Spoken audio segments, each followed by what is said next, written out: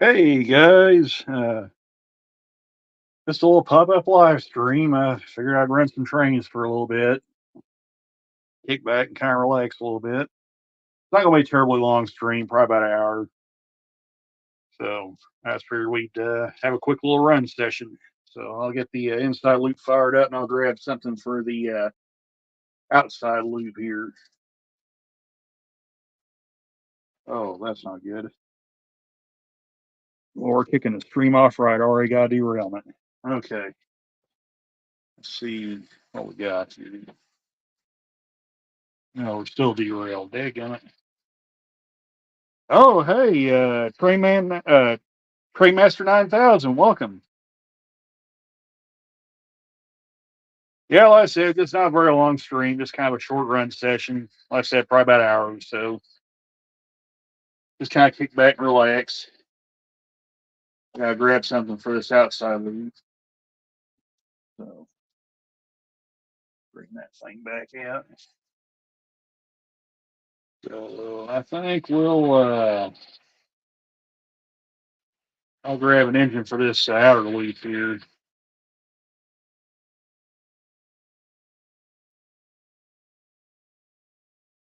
So I'll be right back.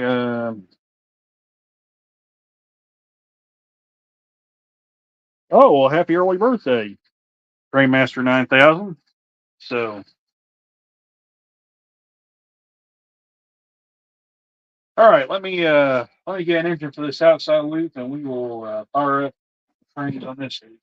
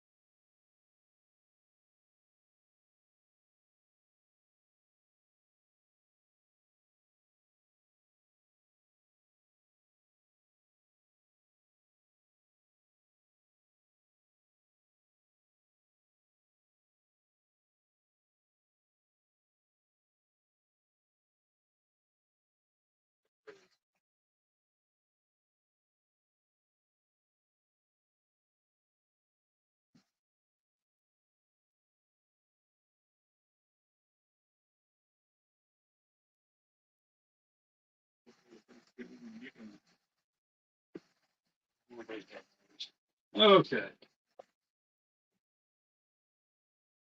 Got us an engine for the outside loop here.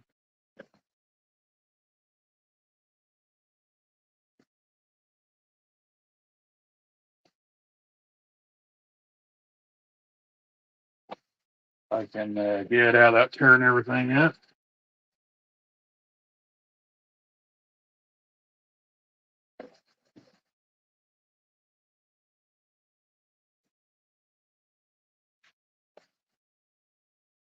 I need to get my other BNSF 25th anniversary engines out and run in. They haven't seen the light of day in a while, so I need to grab those guys out and get them running. This one here hasn't run in a little while either, so we're kind of gonna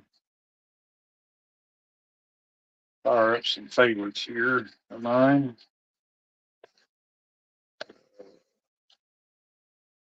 Put that guy on the track.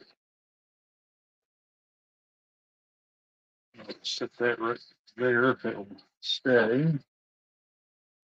And we'll just do this.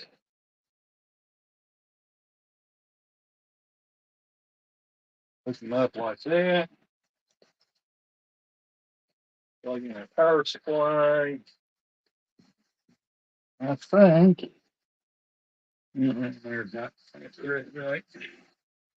Are we good? Okay. So let's hit Loco 3, enter. We don't want it taking off on us. So let's fire him up.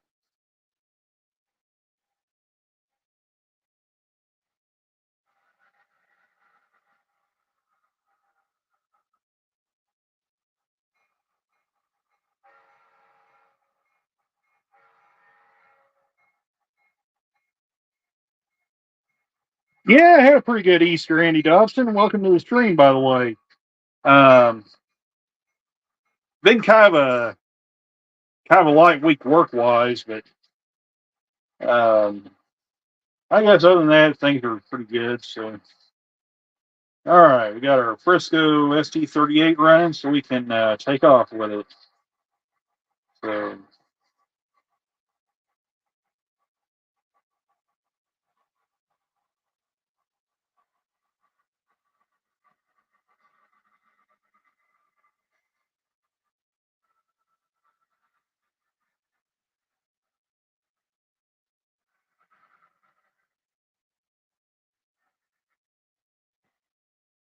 oh, that thing just jumped the track.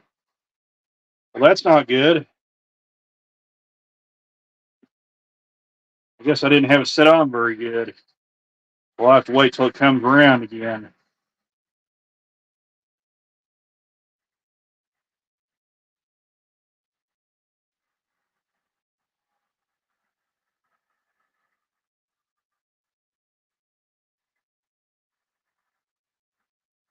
Yeah.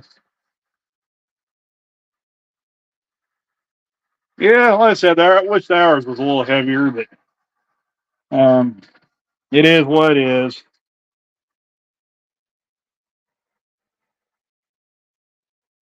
See if I can get this guy back on the track here. Okay.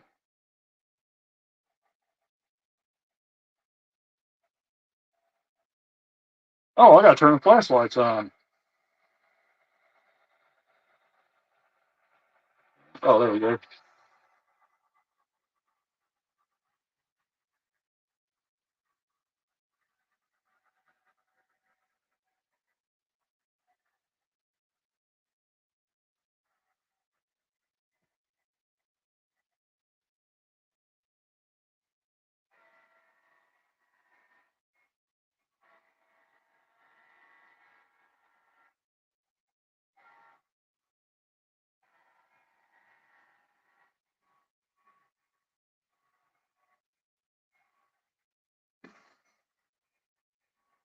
Oh, okay, that's a good question, Andy.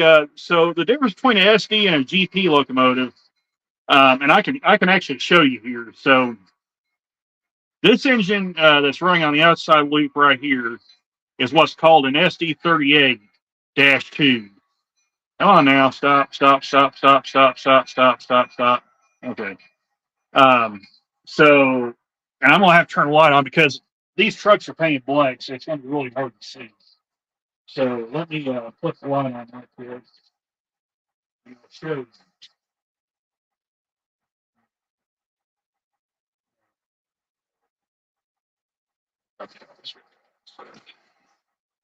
Okay. So I'm going to take my camera off and I'll just show you here. So on the SD38, basically you'll have a 3-axle truck. So you'll have your SDs will be your 6-axle locomotives, so 3 axles on each truck, rear truck, and the front truck right here. So that's your SD units. And then your GPs will be, and I gotta be careful with this one because it's not DCC, so I got watching. I don't touch the track with this one.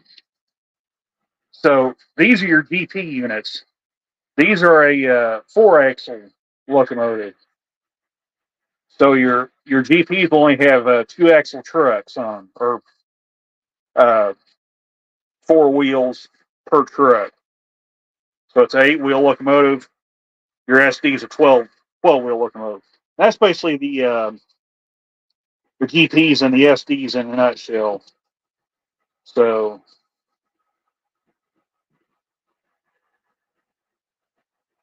and both of these are 38. So you have your SD 38 right here, and then this is your GP 38 right here. So that's the difference between the two engines. So hope that kind of helps explain that a little bit. Now your GE locomotives, they won't have SD or a GP letter suffix on them. They'll have either a C or a B. So this locomotive right here, this is and it's like really dark in here, so it's hard to see that. So this locomotive right here, this is a U30C. So it's a 6-axle locomotive.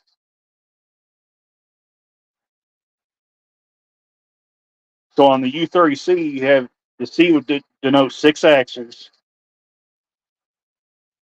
The 30 would denote 3,000 horsepower, and the U would be for the U series. So I actually got it backwards. So the U would actually be the U series or Universal series. The 30 would be the 3,000 horsepower this locomotive generates, and then the C would be your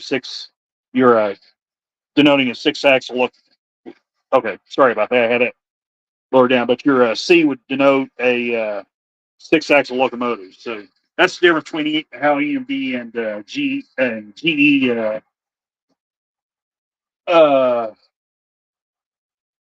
classifies their engine. Now on the B series, this is the U23B right here. So the B series will be your 4-axle locomotive or 8-wheel locomotive, however you want to denote that. So this would be your B, which would be obviously the 4-axle locomotive. The 23 be 2,300 horsepower, and I got it backwards again. I'm telling you this stuff backwards. So the U would be for Universal. 23 be 2,300 horsepower. The B would be for your 4-axle locomotive. So hopefully I didn't confuse everybody trying to stumble through that. But that's, like I said, that's kind of how EMD and GE kind of denote their locomotives. So hope I explained that without making everybody's heads explode. And Train Buff Boy 47, welcome. So yeah, okay. So let's fire this guy back up, get it back running again. So, and also both the SD38 and the GP38 are what's called a non-turbocharged engine. And again, kind of the way you can kind of see the difference, and I'll show you here. So the non-turbocharged will always have dual exhaust on it right here. So and maybe a little hard to see, but on this old Athearn blue box right here's one exhaust port right here. Here's another one right behind the dynamic brake fan. And it's the same with these GP 9s that are running. But yeah, these would be your non-turbocharged engines. And then right here, this Missouri Pacific one, this would be your turbocharged one, this GP50. So you would have the one exhaust port right here.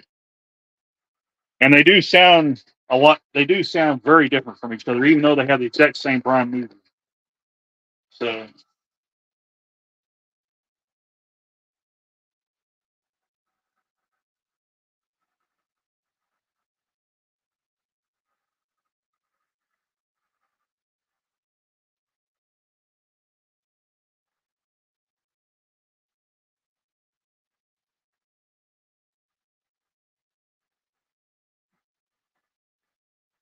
Oh, thanks. Appreciate that, Andy. Yeah, the sister engine to this one, it actually had it actually wound up frying a decoder in it not long after I got it. So I had to send it back to Scale Trains, have them stick a new decoder in. It's ran fine ever since. So hopefully these two will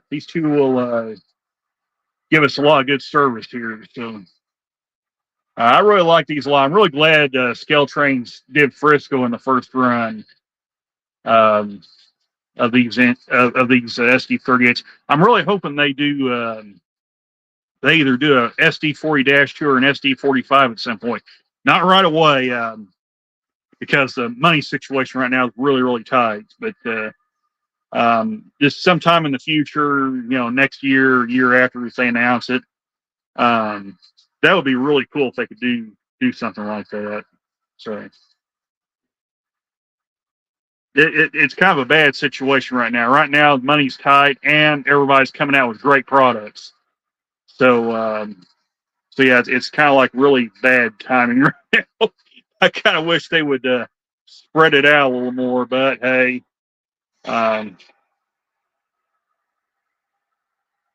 it is what it is. Everybody wants their stuff now, so, or most everybody.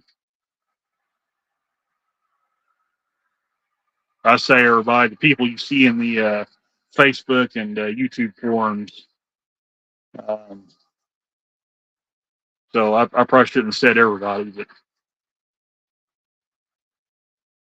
And then this orange car right here between the two box cars, that's actually a track clean car. Now that version there was made by Atlas. However, I think they're currently made. And Andy, you may have to chime in and make sure I'm pronouncing their name right. Is it Dapple or Dapple? Um, anyway, that's who currently makes that car now. So, hey, Peyton Rail fan, sorry I didn't see you there. Welcome to the stream. So,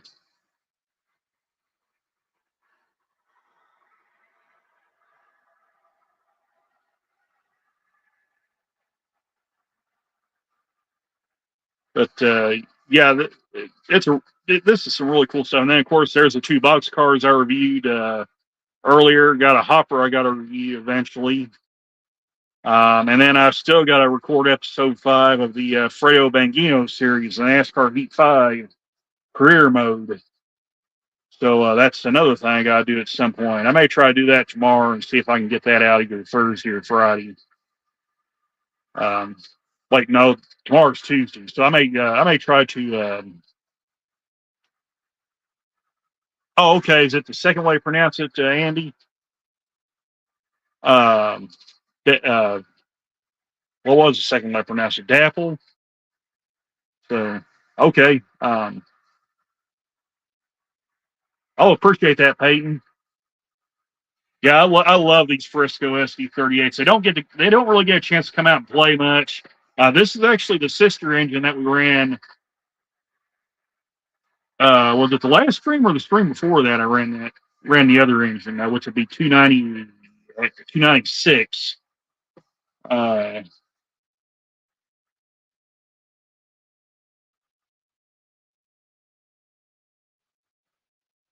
So this is the sister engine of that one. So good running, good sounding engine. Oh, I'll tell you a story. For those that don't know the story behind that BN switcher that you're looking at right there, I found that at a antique store in West Plains, Missouri, and I think they had like $20 marked on it. It's an Athearn switcher. It does need some work. I actually attempted to run that thing, I believe during the Argy stream, and I kind of found I might have found some glitches in it that's going to need addressed. I hope it's not going to need new axles, but I'm fearing it will. So that's kind of a good news, bad news thing. The bad news is I'm actually going to have to order new axles. The good news is it should take the new style ready to roll axles. And the reason why I say that Missouri Pacific GP50 I've got sitting on the other side that we looked at just a second ago, it's actually got ready to roll axles underneath of it. And it actually, after I put those in, and how that happened was, I actually tried to run the engine and it fell apart. The axles fell apart on it. So I actually put ready to roll axles. And I'll tell you what, it actually runs better than when it was new. So I'm thinking about buying another set for that switcher and sticking underneath of it. And I think we'll have something really special with that engine. And that's not how obviously that's not how the Blue Box SW7 looks when they were originally made. That engine there has been customized pretty good. I know somebody scraped the numbers up on it. They had the beacon, which is non-functioning, by the way, and the spark arresters on it.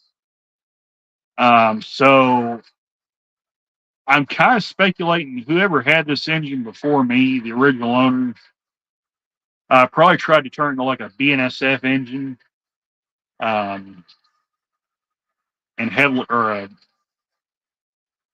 a BN unit really late into its career. Because actually, the side you're looking at, the numbers look really good. It's the other side that looks bad, or it looks scraped up. But I'm kind of speculating they was trying to weather that engine up to where it would look like it did either really late in the BN era, close to the BNSF merger, sometime just after it. So, but it does run, and the headlight does light up on it and everything. It's just I gotta be real careful because I don't really trust the axles underneath of it right now. It did some things the last time I ran it that I didn't really like. So I don't want to push it if I don't have to.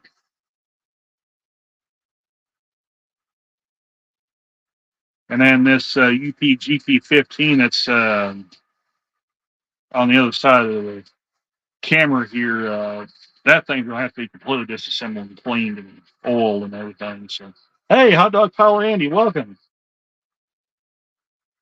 So, you mean on the switcher, Andy? Sure, I can do that. Yeah, I can do a retro review on that one. That's kind of what I'm probably going to be doing more of, because I won't be getting. I keep saying I'm not going to be getting as much new equipment, and then I fall into the trap of buying more stuff. Because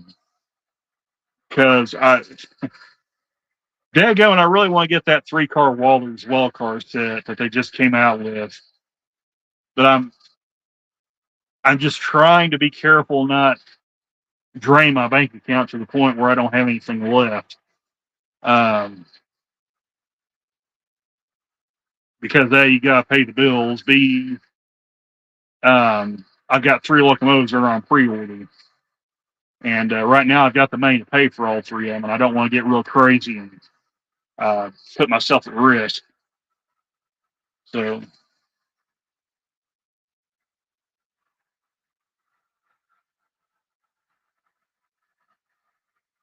yeah, I imagine probably like a lot of people, Andy. I imagine a lot of people's wallets are getting pretty tight right now, but it stinks because there's so much cool stuff we're coming out with. And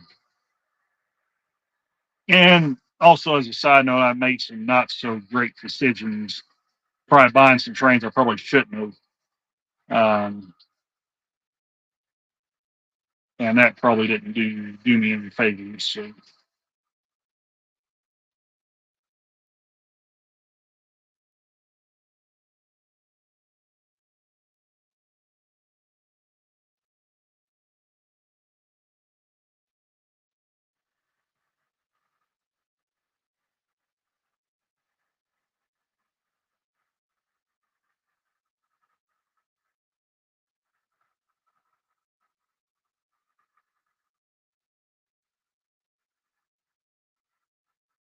And then that tank car that's right behind the gondola, that's the one HO Powered Train sent me. That's a really cool piece. That's a really nice nice gesture by him, and it's a really cool looking car, dude. So yeah, that'll be one that'll see a lot of run time with. Oh yeah, and Peyton, that's not a excuse me, that's not a Bachman EOT. That's a Ring Engineering one. Um, I've only got two of them. This one and the hopper car that you really can't see on the other end has one on it. But yeah, it's actually a lot closer to scale looking EOT. So it's a pretty neat little piece there.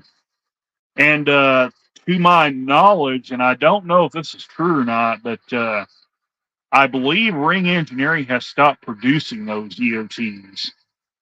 So I know you can't find them anywhere. So um, the last ones I know of them making was probably, I want to say 2021, I think, was the last time they were out. Um,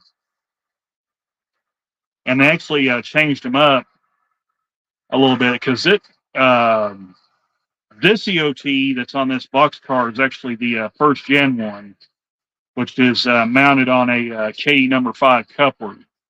Um, a couple of years later, they started putting them on the scale head coupler, so you could actually buy them with the standard Type E coupler, and you could also buy one with the SE double shelf coupler scale head, and you can get them with either a 33-inch with the truck either having 33-inch wheels or 36-inch wheels. You actually had that. You actually had several options. Plus, they came in different colors. They had a orange one. They had a yellow one. They had of course, the standard silver one that this car has. I think that's it. They may have been a blue one too. Though. Seemed like that's right. But oh yeah, yeah. I mean, the Ring Engineering one's probably about as close to a scale end of train device you'll find that actually works. Um, there's another company that's currently selling 3D printed ones, but they're non-operating. They're just a piece you can just stick on a coupler, and if you want to just have the look, um, and if you don't want to drop uh, between $20 and $40 for one of these operating ones, um, the ones this company makes, I can't remember the name of them, um, unless I'm looking it up on Midwest Mall Railroad. But these come in like a 3-pack, and they're like $7 or $8 for 3 of them. So, okay, yeah, you probably know what I'm talking about then, Peyton. So, um, yeah, I've actually had that one for a really long time. So, I really both of them for a long time. Those ones there is probably 10 years old, I want to say. So,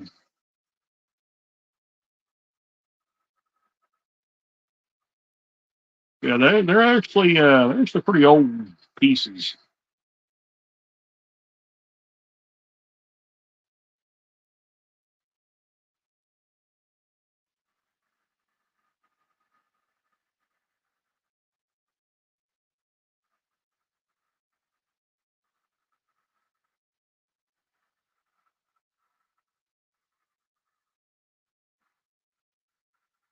Yeah, that's it, Peyton. That's the one I was talking about just a minute ago. They're like 3D printed ones. Um, if you can get them to stay, they look really good. Um,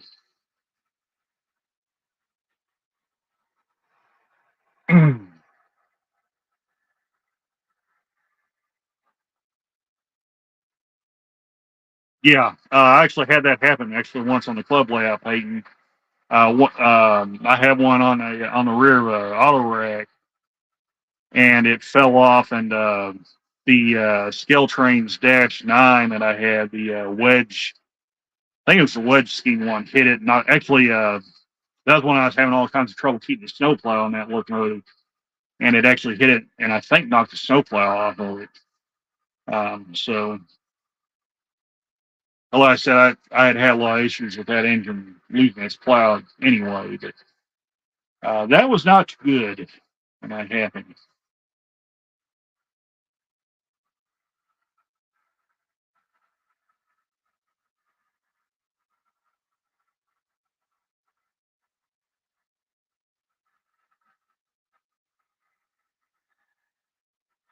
Eventually, I want to get that engine and the other SC38 consisted together and run both of them as a pair.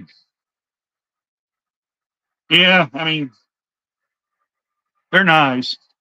I like the Bachmann one too. Um, the only downside to that one is it only works with Bachmann cars because of the truck design and the screw that goes up in there. That's really the only thing that I'm not really fond of with that one. But other than that, it's a nice piece and it works pretty good. So um,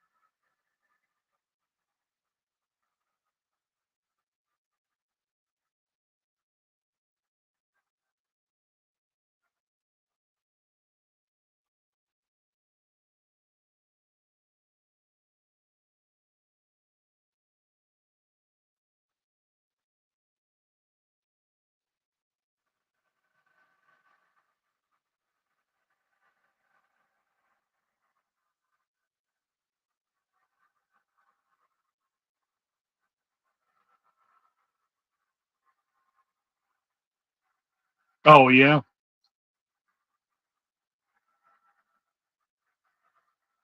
huh? Yeah, the one that's on this box car is actually the only one of the two ring engineering ones that actually flashes. Something happened to the other ones on the hopper car. Now it just burns constant. So I'm not really sure what happened there, but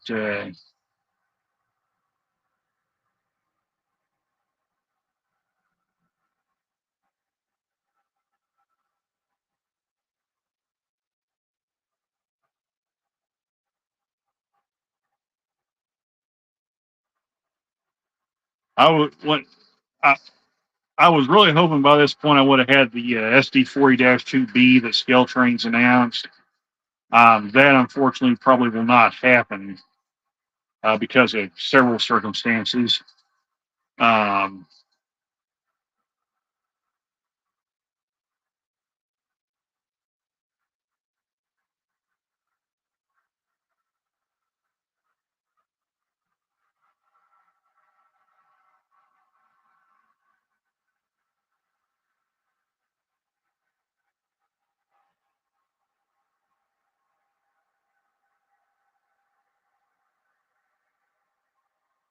but that's a really cool piece.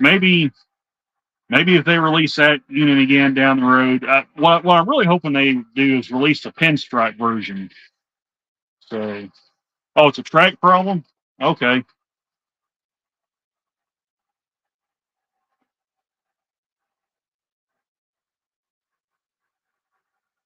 Hmm.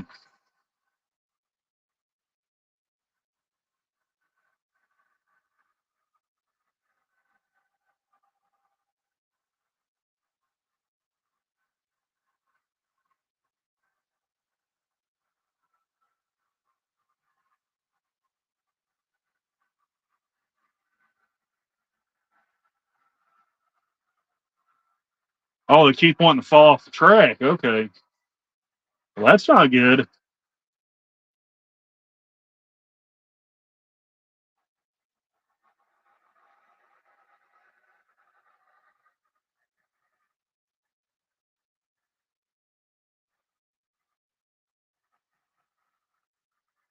I'll tell you what, I like the beacon on that Scale Trains engine, but it's not in the same league with the one Rapido has, where it has the 4 individual LEDs that flash in a pattern. And by the way, just as a side, hey, Boxcar Jerry, welcome. But anyway, just kind of finish what I was saying. What's really cool about the Rapido beacon is they're actually selling that as a separate piece, because I was at Iron Planet Hobbies a couple of months back and they actually had some. I almost thought about getting one, but I didn't because I had some other priorities with decoders and stuff I was needing to get. So I actually didn't buy one of those, but man, those are cool.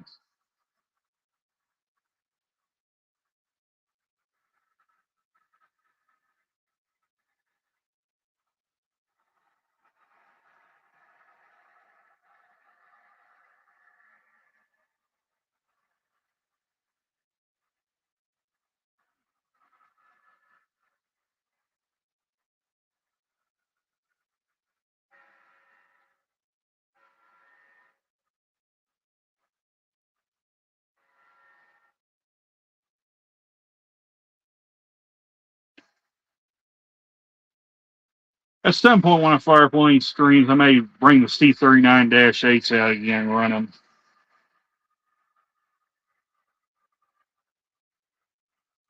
I'm trying to save them if I can, but I may bring them out again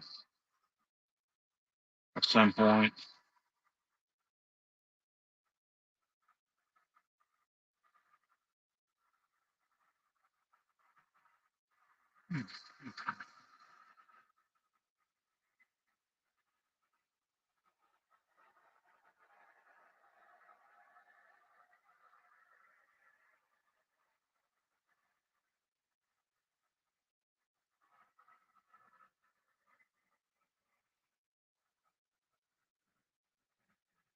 Sounds like a school bus going by.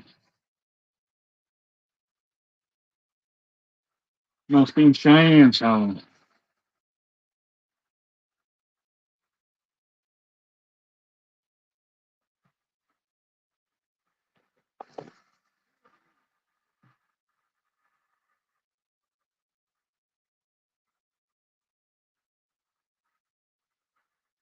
I know one thing. It's supposed to be pretty crazy with this weekend with the eclipse happening on the 8th. I think they said they were expecting like between 50 and 75,000 people or something like that. So that's not going to be a fun time to be out on the road. Let's see. Peyton says the EOT has wheels that are cut in half and uses a little rubber piece to hold them together, and don't know what's going on. Think they have to do better with it. Yeah, if they're split, that's not a good thing. So, um, and hey, Anthony Dodge, welcome. So I just figured we'd fire up a little short live stream, run some trains, kind of kick back, hang out. I was kind of bored anyway, waiting for a phone call, see if the railroad calls. So figure why not pass the time of day and run a train or two.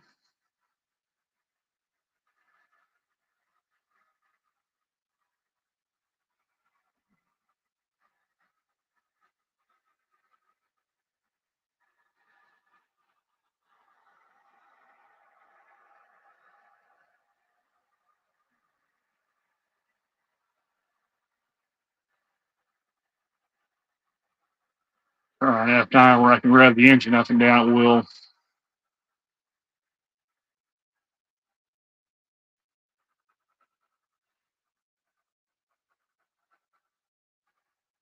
Don't have to worry about slowing down or stopping.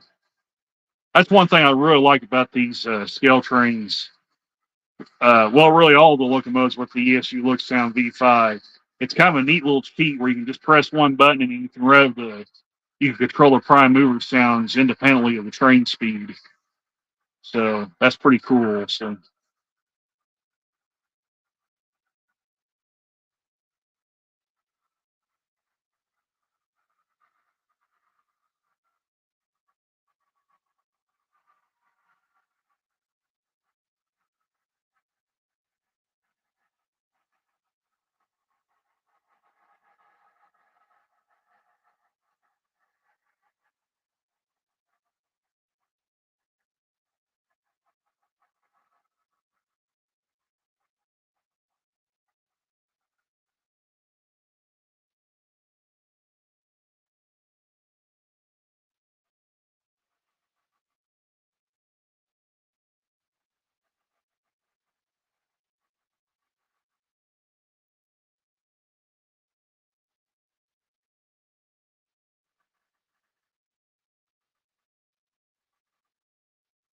kind of windy outside. I think we're supposed to get some storms tonight from the looks of it. So hopefully, it don't get too ugly tonight.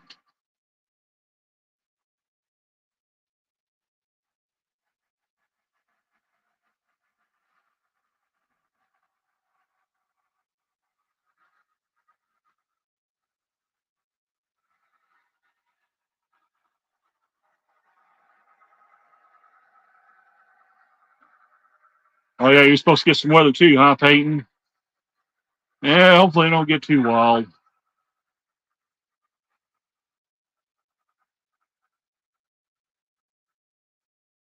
Any old timers in in my vast collection? Well, yeah, there's some old engines. Some I bought secondhand. Um, I've got an old Alco PA. That's an Athearn Blue Box. Oh yeah. So anybody in the path of those storms and everything, be safe out there. So, but just to answer Andy's question, yeah, there's some old timers, Andy. I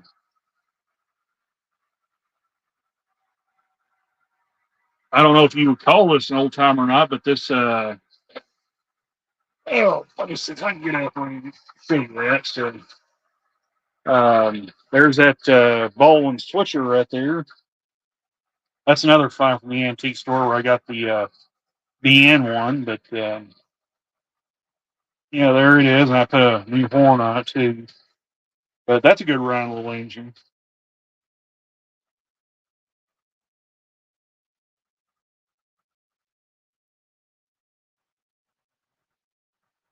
Um,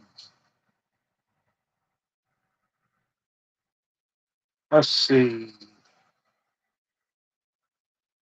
Most of my stuff isn't just super old. Um, I've got a Lionel FA1 that's band driven. I got bands to put on it too. Um, that might make for a fun screen to do in the future. As do a screen putting those bands on it and then trying it out. So we might do that one eventually. And then this guy here, I found at a yard sale. It sort of runs, but it's not in real good shape. The tender is laying right over there on the layout, but um, and I have the cars for it as well. So um, yeah, like I said, that engine kind of sort of runs, but it's not very pleasant to watch. So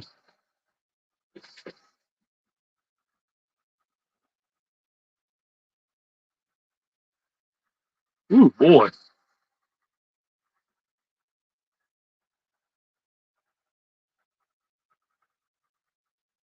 Well, hope it don't get too rough out that way, Anthony. Especially with your son just getting that house. So no, actually, Peyton, I didn't see that.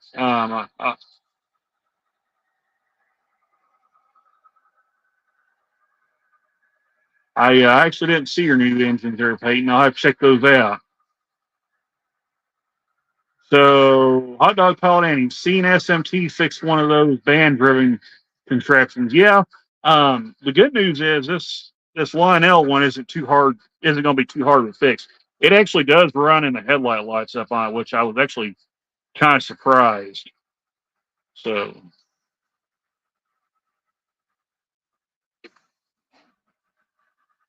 I know one thing, those band driven engines, they're pretty quick on their feet. So, we may have to run that guy on the outside loop with the curves being a little broader, pull the DCC system off and hook the DC controller up. Yeah, I've got. Oh, okay. You got a Cato SD40-2 or a Cato locomotive and SD40-2. Okay, cool.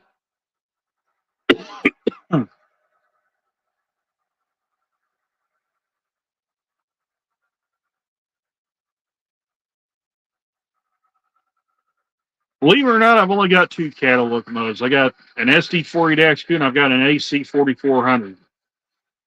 Those are the only two cattle engines I have.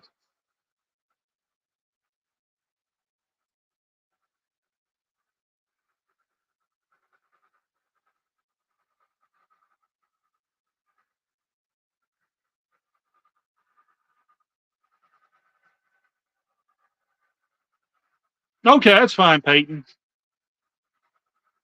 So, yeah, I think I saw a deal pop up, Anthony. There's some storms firing up in Oklahoma. I would check right now, but when I do, yeah, when I stream through my phone, of course, it's the only way I got to stream. But if I have to leave the StreamYard for anything, it's going to freeze the picture up and then it's going to look weird. So, um,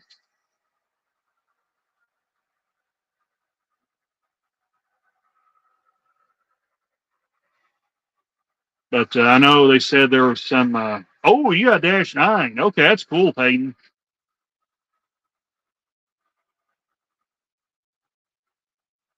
So, but anyway,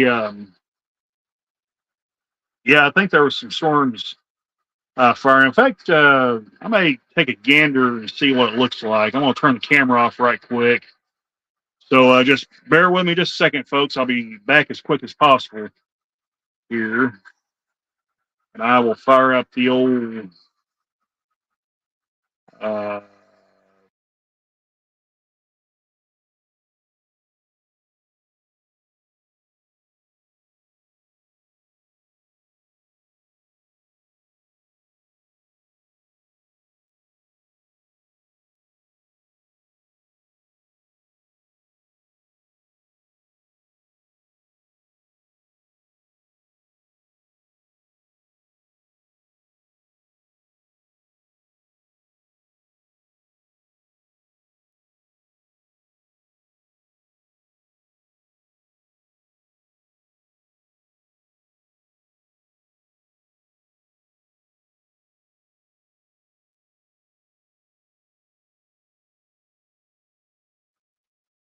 okay, I'm back.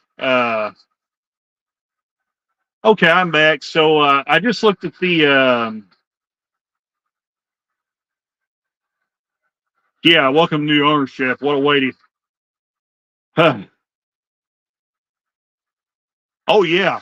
Um, we had that one time, and I think it was actually a baseball sized hail, and all of our cars at the time. Well, we still got a couple of them had vinyl roofs on them. So we got 90 right now. We got a 91 Crown Victoria, and there's an 85 Lincoln Town Car. It's no longer drivable. Fuel pump went out of it, but both of those have vinyl roofs on them. Oh, jeez. Is it really going to do this again?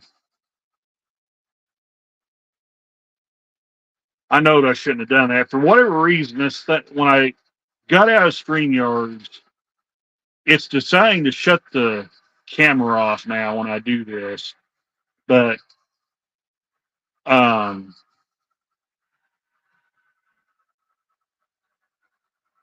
what was I saying? Um,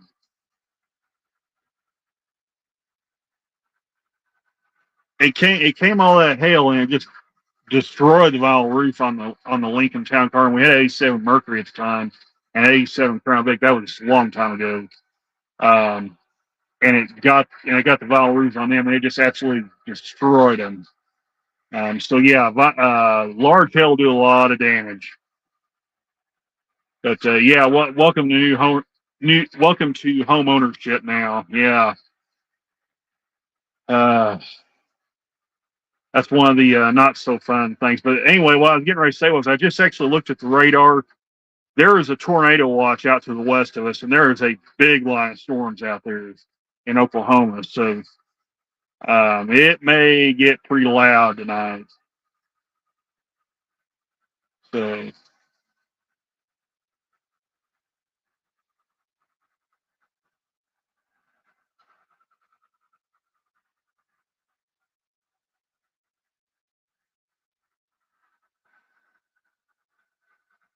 But I should know not to exit out of there and try to go look at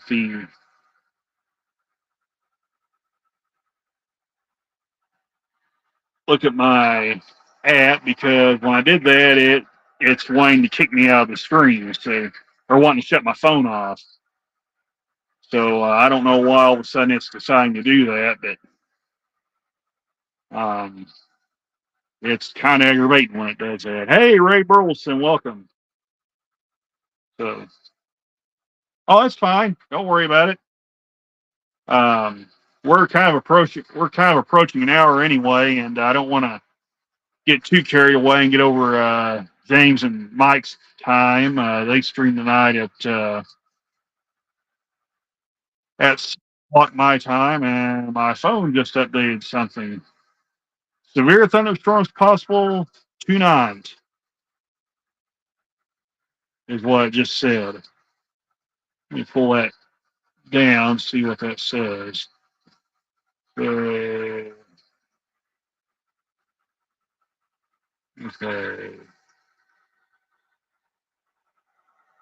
All right.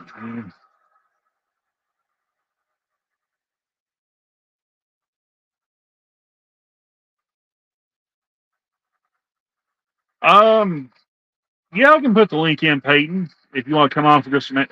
We can chat a little bit. So let me see if I can do that. Copy. So let me put the link in right quick. Hey, Sal, welcome. I believe you're new here, so we'll have to night you later on. So, as Anthony Dodge likes to say, so I'm doing pretty good. Like I said, we're just kind of on here running some trains, hanging out. So I'm gonna put the link in for Peyton right quick. So because he wants to come on and show his engines. So okay.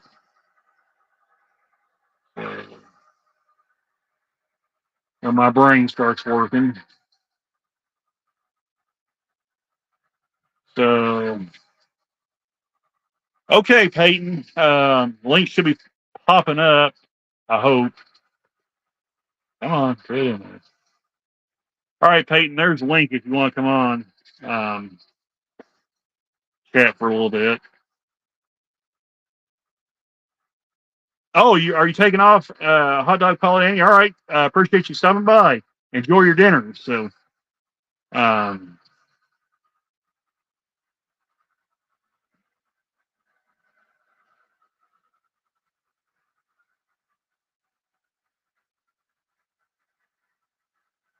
all right. I think Peyton's on there, so I'll add him to the stage. There you go. Hey, Peyton. Hello, Randall. That's the SD40-2. Ooh, that's nice. And here's the -9. Oh, that's really nice. Train Buff Boy 47 got it for me. Let me put your solo there where you can kind of see it better. Yeah, that's really nice.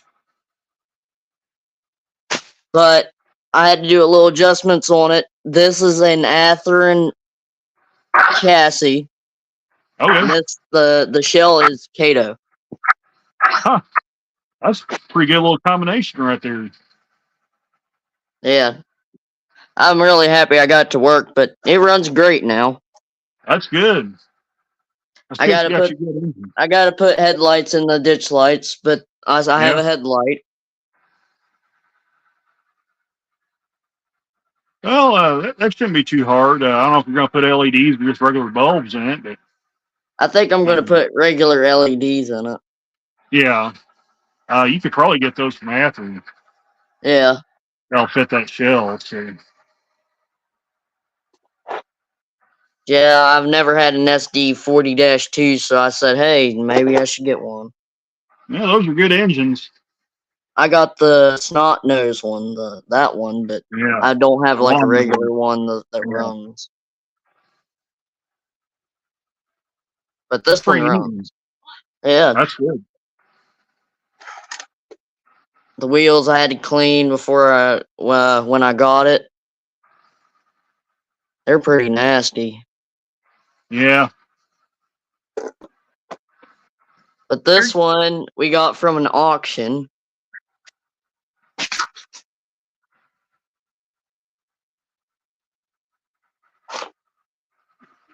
I don't know what happened to the front headlight, but it's missing. I mean, the back headlight. Somebody tried to cut it out and put another piece in there. Yeah. But I like the color of it. And Yeah. it's got all that on top of it.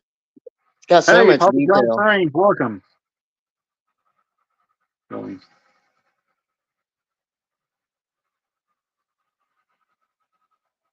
Yeah, I figured we'd hang out, run some trains, chat up a little bit. Peyton's showing off his engines, so. Yeah. But yeah, I'm happy to have these two. They're brand new. Yeah. They are pull pretty good. Some of those old Latrons are pretty stout pullers. Oh yeah, this one pulls really good. Yeah.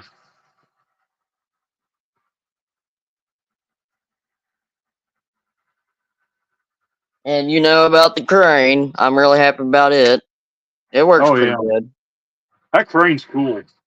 Yeah, there it is. Yeah, it's got everything. It does everything. Yeah. I got that thing from Amazon. That's pretty cool. I don't really buy much on Amazon. Yeah, the wheels turn and everything, and that thing is pretty long. Yeah. But yeah, it's all the stuff I got. That's neat. Getting to get some storms tonight, huh? Yeah, I just looked at the radar just a second ago. There's a tornado watch out to the west of us. Yeah. It's almost bordering our counties. In fact, I figure I'll probably start hearing this weather radio go off in the kitchen. So, think you'll be working tonight in it? On the railroad, probably, yeah. Oh, gee. So I in a tornado, hopefully not. Well, I actually did work in the middle of a tornado warning one night, not long after I got hired on the rail crew. Was there like any tornado or anything? No, I don't think any tornadoes ever touched down, but it got a little hairy there for a while. Yeah. They called me, I think they called me for a Springfield trip. It was either a Springfield trip or a dog catcher, and I can't remember which, but we actually had to pull in at the gas station there, just off the bypass, as you're going out of West Plains, and just kind of park under the awning while it was raining, hail, and everything else. Oh gosh. So, yeah, we've been getting just little pebbles of hail, but not much. Well, as humid as it is, I figure we'll probably get something. So. Yeah. Yeah, there is some storms coming from I don't know where, actually. We've been pretty lucky with storms. So, yeah, we mostly get the hard ones. Yeah. Most of the stuff either goes to the north or to the south of us, but I figure one of these days we get ours. Yeah. So.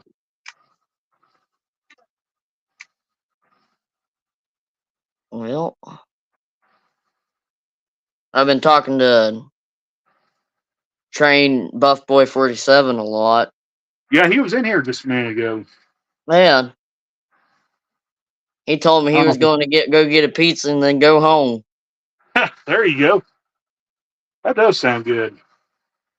Yeah, I've been having too much pizza. I'd rather chicken. Yeah, I have too. I mean, before I came out from Springfield, I've been going to Little Caesars because, shoot, that's the cheapest place you can go and get stuff extra for 3 or 4 days. Yeah. I just go up there and get a couple pizzas, throw it in Ziploc bags, put it in the refrigerator, and then I could eat for few days. Oh yeah, well, pizza can last you forever. So,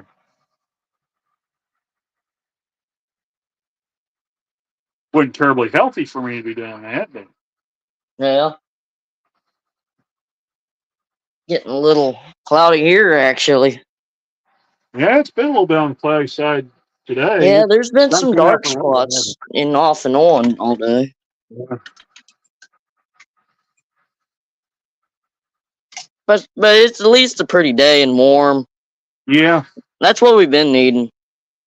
yeah. I was talking about that eclipse that's supposed to happen on Monday. Uh, there's going to be a wild place, I'd say, probably that weekend. Somebody said Uh, they're expecting like between 50 and 75,000 people or something like that. Holy mackerel. Yeah, and that's just there. That's not counting West Plains and um, the surrounding areas. So What, is there like something yeah, going on or something? it's total solar eclipse on the 8th. Oh, yeah, the solar eclipse, Yep, when the moon and yep, the sun touch together. yep. We're supposed to have the full deal. Oh wow. Um, so Yeah, I we're really hope we're I booking a really hope I'm hotel to go see that. yeah. I really hope I'm not working that day. Yeah, But you don't knowing want to BNSF, look up yeah, in the sky. well, I don't want to be out there with all the wackadoodles out there driving. But uh, knowing BNSF, they'll probably have to make that like a high impact weekend because it seems like every holiday they have to do that, or something happens and they have to do that. Um, And I told one of the guys who worked out there, I said it'd actually be pretty funny if they had what happened last Sunday, where they had one of them 10,000 foot long stack trains stall and block both of the crossings up there uh, north of there.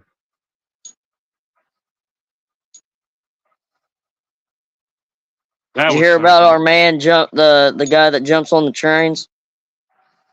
That don't reckon I know who that is. Hobo shoestring? Uh, yeah, sounds familiar, but He's actually missing. he's missing. Yep. Well, that's not good. Yeah, I've been watching all his videos, like every single one he has made, but he left they said he left everything at his house, like his phone, all his gear. Well, that's weird. I know, and I was thinking, what if he took the boat out and accidentally flipped it? I mean, that's possible. Because he has so many health issues and all that, but I don't know what he would do to, like, can he swim good? I mean, I don't know any of that. Well, we don't know Hmm. any of that. But hopefully they find him and he's Yeah, okay. hopefully they find him. He's a really good man, I'm telling you. Yeah.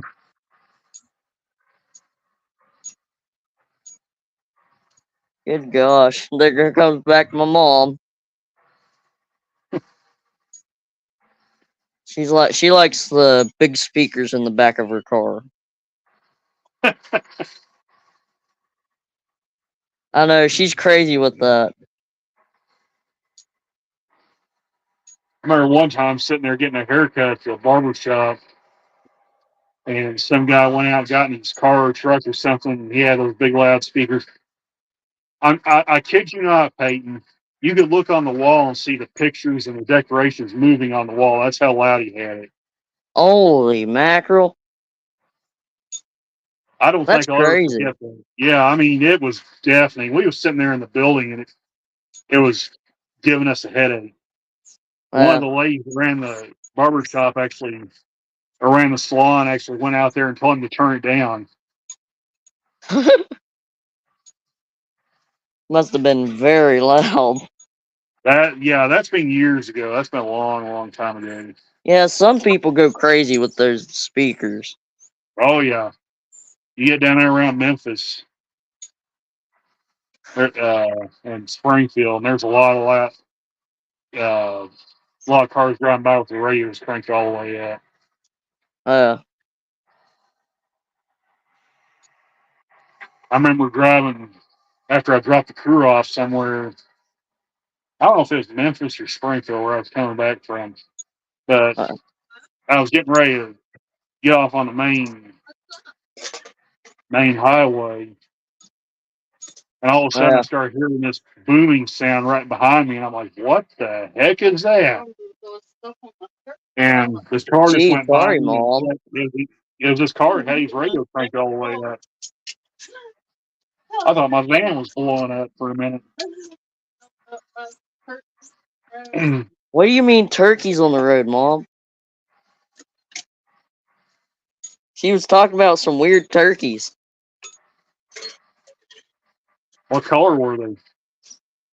I don't, well, like regular, like their head is red and I don't know. Well, see, I used to raise turkeys years and years ago, way before my YouTube days, My or before I uncle got on had some YouTube. white turkeys. Yeah, I had some. Oh, Uh, wow. I had uh, I had the giant whites, which were really big turkeys. They got the gobblers get up to around 50 pounds, Oh, wow. so they were like really big turkeys. And then I had bourbon reds, and they were just a real dark kind of a wine red colored turkey, really pretty turkeys. Um, Wow. and The prettiest thing I've ever seen was a peacock. I oh got yeah, some, my uncle has some of them. my cousin had one up They're in just one of Harrisonburg. the prettiest things you can ever see, like how they spread their wings. But and then I had Royal Palms, which are actually really small turkeys. They don't get very big. I think the hands only weigh like 10 pounds. Oh, And the wow. gobblers are like 12 or 13. So they're actually a really small breed of turkey. I actually had an easier time raising them than the Bourbon Reds and anything else. So I actually just started going with them for a long time. Oh, yeah. And those Bourbon Red turkeys, those are about the best sitting hens I've ever owned. I ever had the chance of owning. But you had to watch them or they would set themselves to death. Oh, really? They would. These ones I had, if they hatched a batch of turkeys and raised them, well, they would start Yeah. immediately wanting to set again. And if they have to, if there's like a chicken or a guinea or some other bird that's nesting, they'll run them off, take over their nest, and start setting. Oh, wow. That's what that one hen I had did. Um, she would actually Oh, gee. commandeer the nest for herself. And I kept trying to Uh, get her try to get her to stop setting. She just kept on doing it, kept on sitting. And one day I went in there and she was sitting there and she wasn't moving. And I'm like, well, she's probably just sitting there sleeping because she was sitting like she normally would, just like she was sleeping. yeah. I was like, well, she's just sleeping. So I went on, did my feeding and whatnot, gathered my eggs and everything. And that afternoon, I went back up there and I noticed she was still sitting there and she never budged. And I'm like, well, that's odd. She would have had to have gotten up and gotten water or something. Yeah. So I went and looked and told her she was dead as a hammer. She was stiff as a board. Aw. She just sat there and just sat herself to death. Well, hard when something happens like that. Yeah, I hated that. 'Cause, man, she was a good old woman.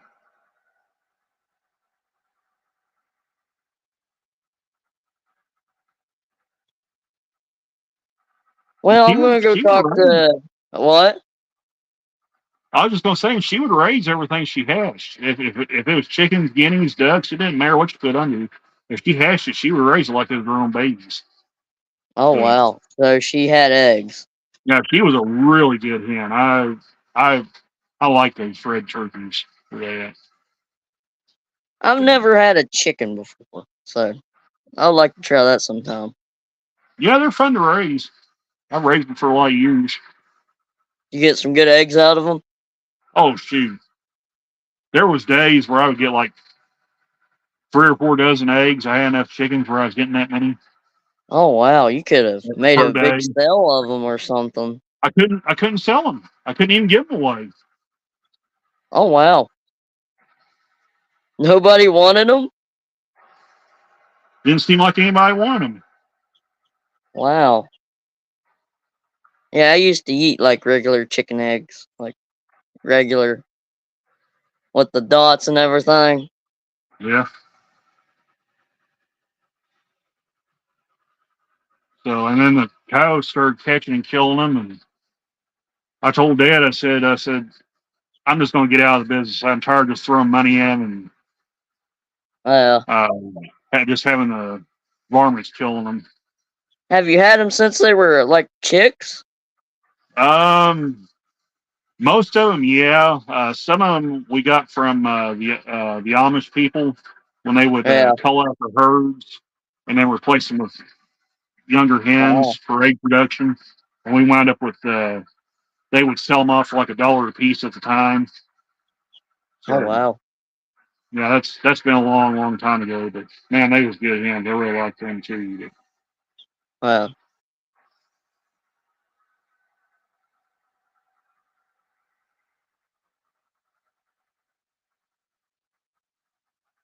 Well, I'm gonna go talk to Buck Boy 47. All right, yeah, go ahead, Peyton. I really appreciate you stopping in and showing us that cool stuff. So I think Yeah, we'll no probably have to problem. wrap this stream up here in a little bit. So we may take another 15 minutes to wrap it up. So All right. Well, you take care, Randall. all right, catch you later, Peyton. All right. See ya. All right, see you.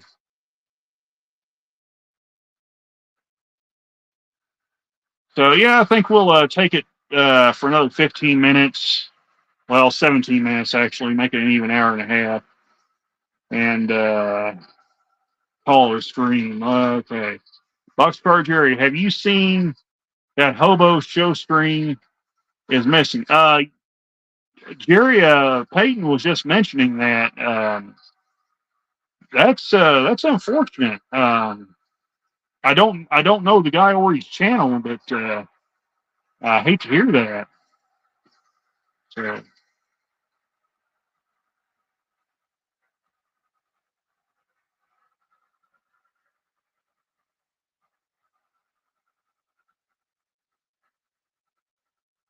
yeah, I hope he's found safe and everything.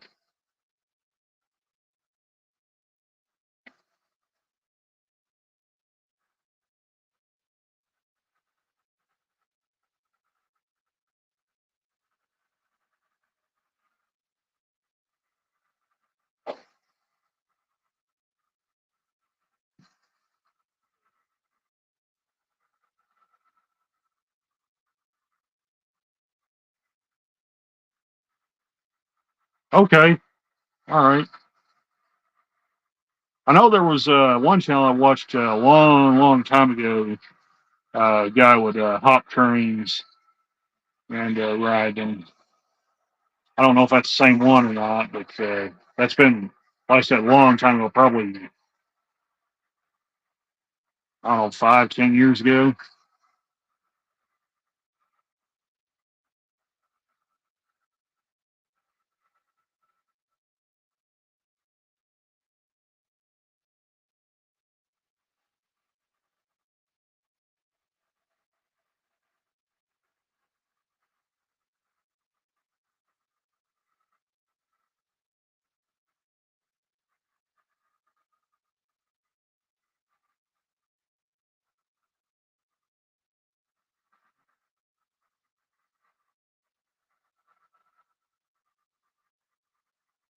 And by the way, Jerry, I noticed you're not knighted, so I'll have to make you a. I don't know if I can do it from here or not. Well, let me do it. Okay. I'll do now. Yeah, so I'll have to make you a moderator later on, Jerry. I didn't realize you weren't a moderator yet. So,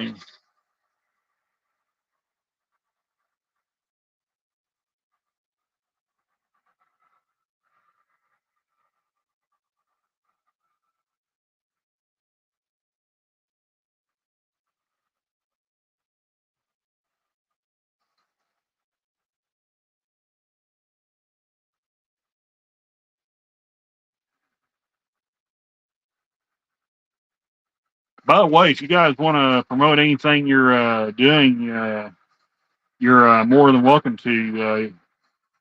Any videos or what have you got coming out, feel free to promote it. So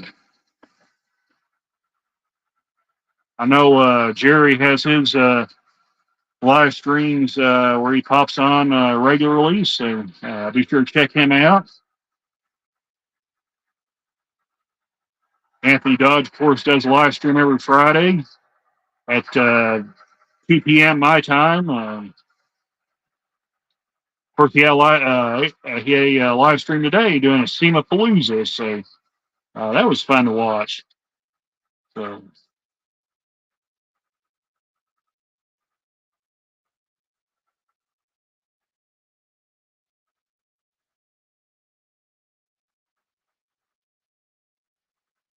And by the way, for those of you following I know Anthony follows this series that I'm doing, the NASCAR Heat 5 Career Mode featuring Fredo Bangino IV. I will try to film an episode of that either tomorrow or the next day, depending on if I'm working or not. So I'll try to get that out before the week's over.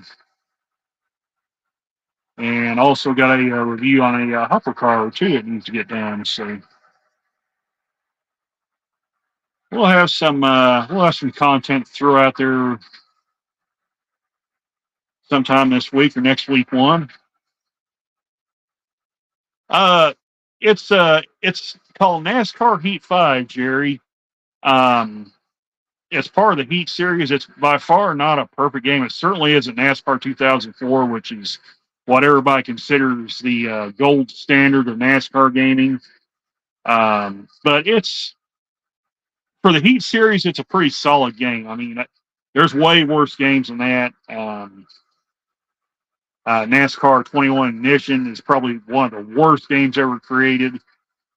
Just from what I've seen, what I've heard people talk about it. I don't own the game myself, but just from what I've seen in NASCAR Heat 21 Ignition, that game is pretty unbearable to play. And then you have NASCAR Rivals, which is for the Nintendo Switch only. Why they did that, I don't know, but that's kind of a whole deal with motorsport games and all that. So, oh yeah, the Dirt Late Model series. That's a cool series to race. There's actually a dirt road course on there, Jerry. You'll see that in one of the episodes. I'll have to look on the schedule in the game and see when that race is. But I want to make sure I feature that one because it's pretty wild. I didn't think there was such a thing as a dirt road course until I saw it in this game. I was like, you got to be kidding me. And there's also a stretch in there where it's paved, so you can actually go like really, really fast. Just imagine a dirt late model hitting 180 miles an hour in the straightaway. That's not a joke. I'm not exaggerating when I say that. So, like I said, just stay tuned for that one because I want to make sure I feature that. And Kyle Stevens, welcome, catching us here near the end. So, but yeah, Jerry, that dirt carts, I'm telling you.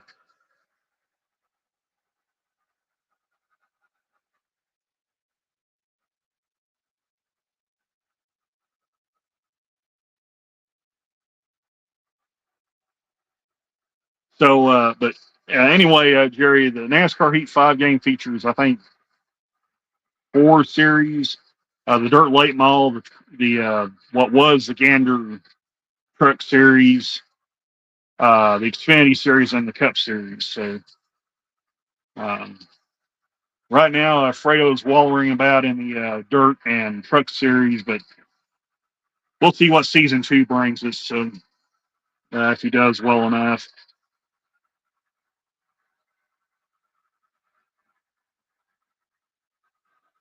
And I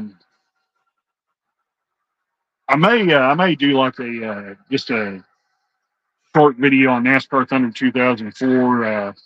Some of the NASCAR gaming fans that I chat on with other channels like Murph Turn 2 and Michael Mooch's channel. I know they were wanting to see the Tiburon Super Speedway shenanigans there. So we might have some fun with that one where we drive into oncoming traffic in that game where we can cause some pretty insane wrecks. So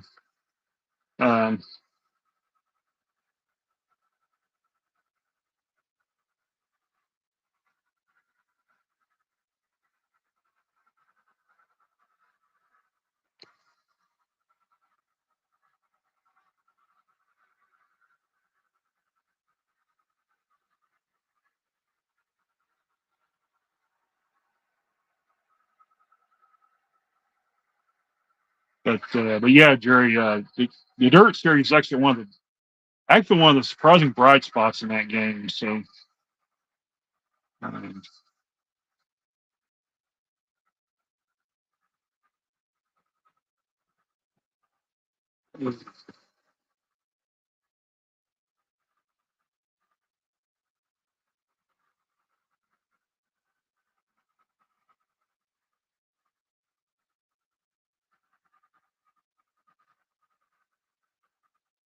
yeah, I'm blowing the horn in a long time, so we might as well do that.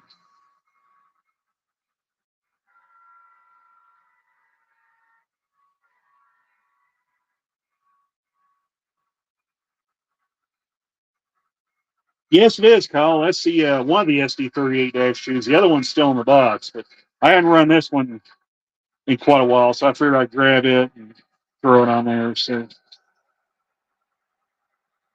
um, Gary, there is. I think there's a couple actually. One of them is Tony. I'm trying to think of the name of it. There's actually a World of Outlaws game that's for the Xbox. And then I think there's a game called Tony Stewart's Superstar Experience. I think, or I think that's what it's called. It's a Tony Stewart named game. I think that is the name of it. I have to look and make sure, but um, I haven't played that one. There's guys that I'm subscribed to that actually have, but that should be that's kind of a fun one to kind of get a hold of.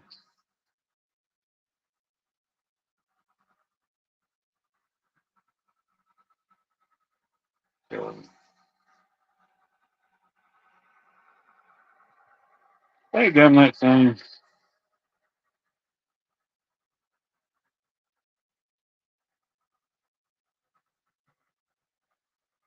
So we'll go another 6 minutes and kind of call it a stream. All right, hey, yeah, appreciate you stopping by, Anthony. Yeah, we're gonna be calling this stream here in just a few minutes anyway. So I appreciate you stopping by there, Anthony, and hope everybody's safe with the impending weather that's coming. So I know back to the west where I live, there's some tornado watches out that way. So we're going to be keeping our eye on that. So as they, oh, okay, yeah, thanks, Kyle. All American Racing is what it's called. So,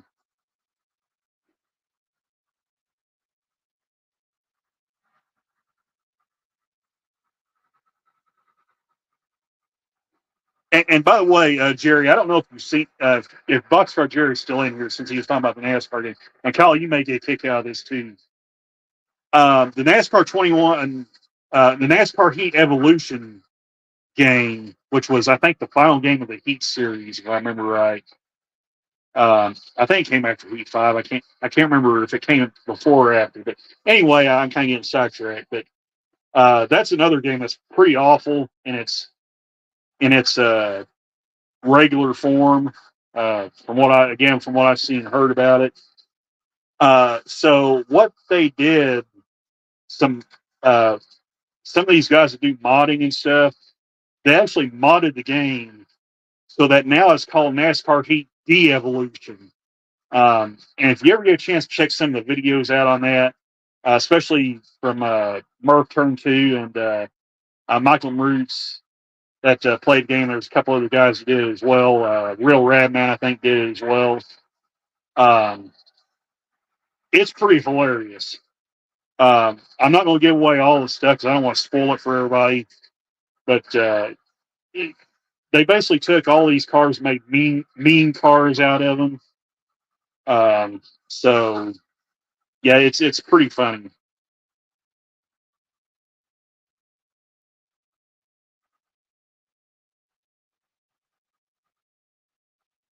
And they even changed up some of the names of the drivers, like oh, uh, like Chase Elliott for starters. He's known as William Clyde in the De-Evolution mod. Um, uh, Joey Logano, if you read his name, it says, "Hey Kyle, is that NASCAR Heat Evolution?" underneath of his name. So they do a lot of really funny and stupid stuff in it. And I don't know how they did this, but they took Texas Motor Speedway and made it look abandoned, and even changed the signs on it. So, um, so yeah, it's pretty wild. So, like when they play the game, you look up in the stands, there's literally nobody in the stands. It's pretty hilarious.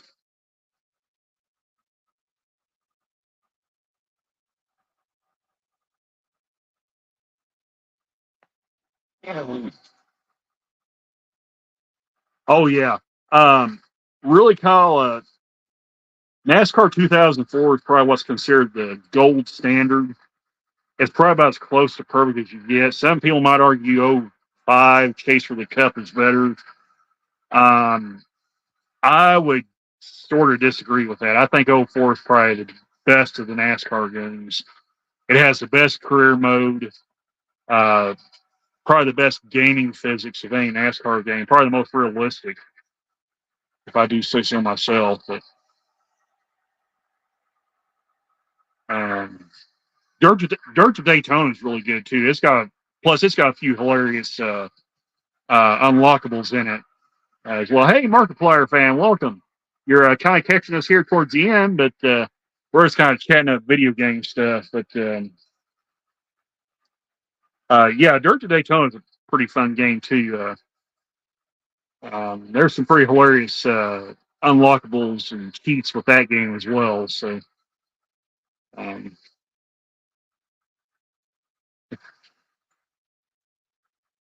like there's one on here where you can put, I think it's called Super Draft, um, where it like really exaggerates the effect of the draft you get off the other cars. Like if you're not paying any attention, you could actually run right through the field and crash them all because the draft is so strong. So,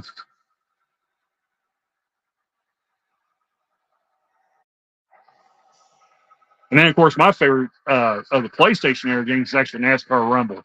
That game is so much fun to play. So, well, folks, we have hit the 1 hour 30-minute mark, so I think we're going to call this a stream. Uh,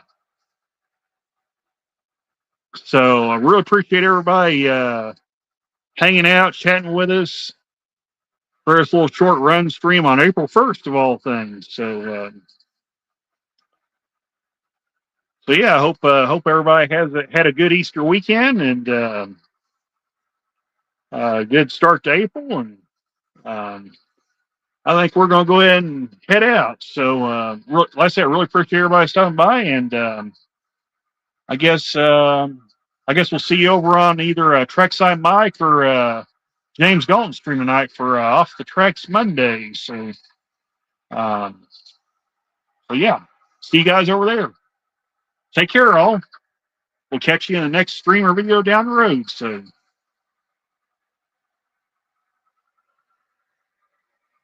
all right, guys, we'll catch you later. Take care. Bye for now.